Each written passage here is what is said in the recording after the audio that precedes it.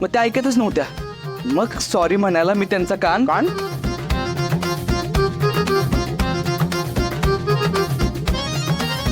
मी माझे कान पकडून त्यांना सॉरी म्हणत होतो.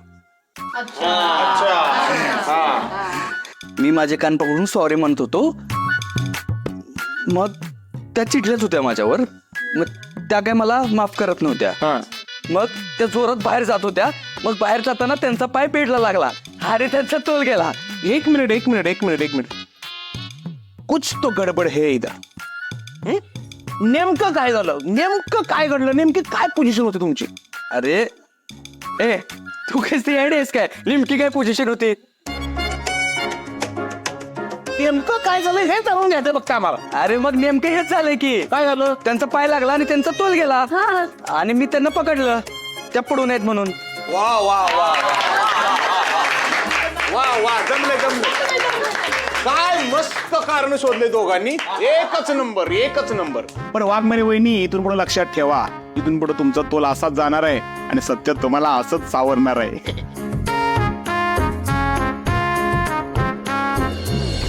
हा पण ते सगळं ठीक आहे. पण सत्य भाऊजी, म्हणजे तोल जातो वगैरे ते सगळं ठीक आहे. जो काय तोल जायचा तो जाऊ द्या, पण देवदर्शनानंतर जाऊ द्या नंतर. दादा वहिनी, आम्ही पण देवदर्शन होईपर्यंत दम धरला होता बर का. माझा कंदीच्या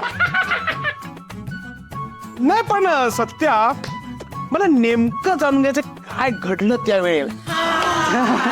तुला ना सगळं सांगतो काय घडलं ते. चल बाहेर चल बाहेर चल.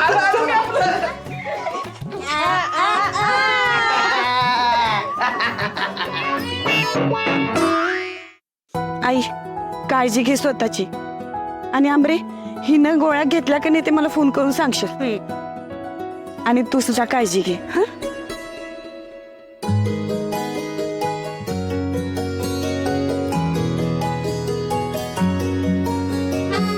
मंजू, अगं आता तू सुखीस म्हटल्यावर मला कसलंच तरच होणार नाही बघ. माझा पूर्ण विश्वास आहे तुझ्यावर. तू या घराला कधीच तुटून देणार नाहीस. या घराला, घरातल्या माणसांना मायेच्या धाग्यानं कायम बांधून ठेवशील.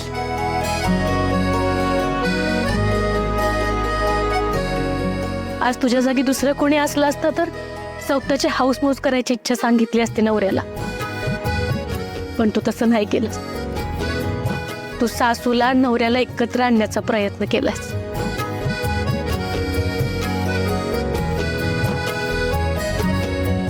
माझी गुणाची पूर्ती कायम अशीच राहा आणि सासूचं मन जिंकून तिच्या मनातलं इतुष्ट कायमच दूर कर.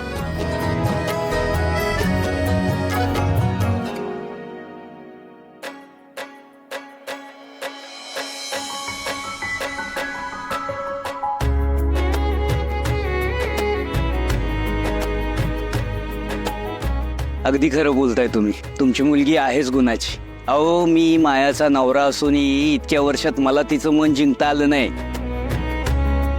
पण तुमची ही मुलगी खूप चिवट स्वभावाची. ती काय सासूचं मन जिंकल्याशिवाय शांत बसणार नाही. अहो आई, एवढ्यात निघाला पण तुम्ही? अहो नाही सत्यजितराव, तिकडचं सगळं आवरायचं राहिलंय बघा. आणि अधून मधून येतच राहू की आता. बरं ठीक आहे, मी येतो तुम्हाला सोडायला. अहो नाही, नको, आम्ही जातो आमचं. अहो आई, आता तुम्ही पोरगा मानता ना मला, मग एवढं करू द्या की. मंजू, मी मागच्या जन्मी का नाही लई मोठं पुण्य केलं असणार आहे बघ. तेव्हा असं सोन्यासारखं जावई घावलाय मला. सत्या, जा सोडून ये यांना. चला आई. चल येते. काळजी घे स्वतःची. बाय. वाघमारे, येतो.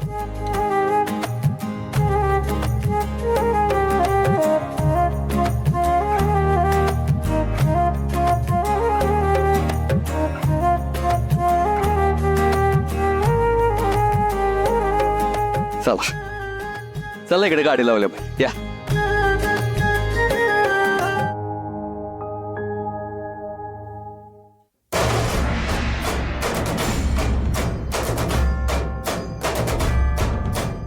हे बघा, तुम्ही दुसरं काय बी मागा, ते आणून देण्यासाठी जीवाची बाजी लावीन मी माझ्या, पण तिला माफ करायची तुमची इच्छा मी कधीच पूर्ण करणार नाही.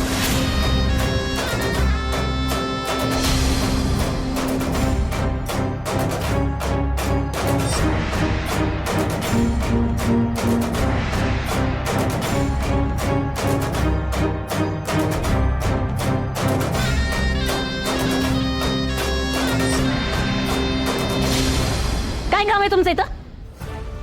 कशाला आलाय तुम्ही इथं? मम्मी तुमचं सॅड मुडा मला बघवला नाही म्हणून आलो. शाळेत बघायला नाही म्हणालात होय?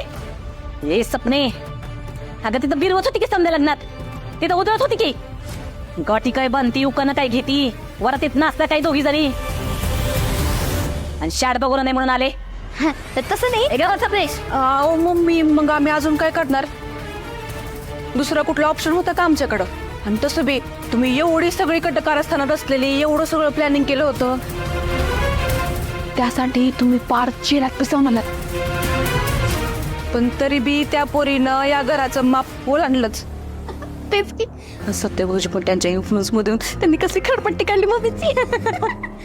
नाही नाही तसं नव्हतं म्हणायचं. म्हणजे हळदीत बी तुम्हाला सामील होऊ दिलं नाही बघा, लग्नात बी तेच केलं, आत्ता बी तेच, सगळं कसं तुमच्या नाकावर टिचून केलं.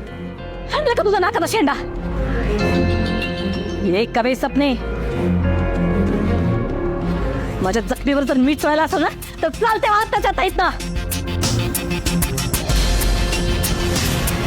नाही नाही तसं नाही, जखमीवर मीठ चढायला नाही, मनम लावायला आलोय, मनम लावायला. आओ मम्मी, म्हणजे तुमचा एवढूसा मायूर झालेला चेहरा आम्हाला बघवलाच नाही म्हणून आलोय आम्ही. आणि आम्ही तुम्हाला हे सांगायला आलोय का तुम्ही एकट्याच नाही आहात, तर आम्ही दोघी बी तुमच्या सोबत आहोत. हा आणि मम्मी, तुम्ही इथून पुढे जी काही प्लॅनिंग करत असाल का नाही, त्यात आम्हाला बी सामील करा, होय का नाही सपना वहिनी? हा होय बरोबर आहे. पण मम्मी, तुम्ही काय प्लॅनिंग करणार आहेत? कसं आहे कवे, टप्प्यात आल्यावर शिकार करायची आता. त्याच्यासाठी ही 2 पावलं मागं सरकायचं ठरवलंय मी. एकदा का चान्स खावला का नाही, का त्या नेबळटवर अशी झटप घालते का नाही बक्षीस. माझ्या लेकाला माझ्यापासून लांब केले ना त्या नेबळटनं. आता बघ कशी एकटी पाडते तिला.